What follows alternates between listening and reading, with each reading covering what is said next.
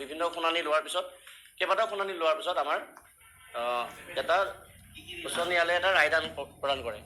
ৰায়দানটোত চৰকাৰক উচ্চ ন্যায়ালয়ে নিৰ্দেশ দিয়ে যে 6 মাহৰ ভিতৰত এই বিভিন্ন আবেদনসমূহ যে পৰি আছে সেইসমূহ বিবেচনা কৰি নিযুক্তি দিয়াৰ ব্যৱস্থা কৰিব লাগে।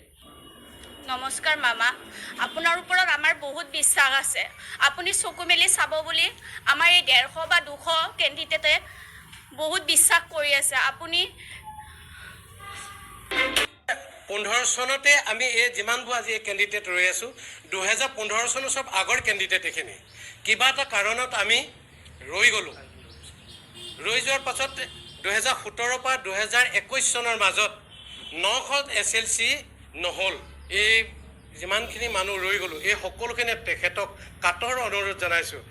এই মানুহখিনিকো অনুকম্পামূলক নিযুক্তি দি এই পৰিয়ালখিনিলে সকলোলৈ কিবা এটা সকাহ প্ৰদান কৰক।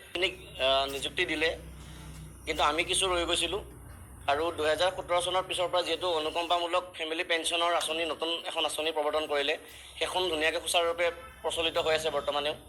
কিন্তু আমাৰ ৰৈ যোৱা কেণ্ডিডেটখিনি আমি মানে এতিয়ালৈকে ডিষ্ট্ৰিক্ট লেভেলৰ মানে জিলা পৰ্যায়ৰ কমিটিৰ পৰা আমি অনুমোদন পালোঁ। কিন্তু যিহেতু চূড়ান্ত সিদ্ধান্তটো আমাৰ ষ্টেট লেভেল কমিটিয়ে লয়, আমাৰ ৰাজ্যিক ভিত্তিক যিখন কমিটি হয় তাত আমাৰ চূড়ান্ত সিদ্ধান্ত হয়। আৰু তাত আমাৰ এতিয়ালৈকে আমাৰ আবেদনসমূহ এতিয়ালৈকে বিবেচনাহীন হৈ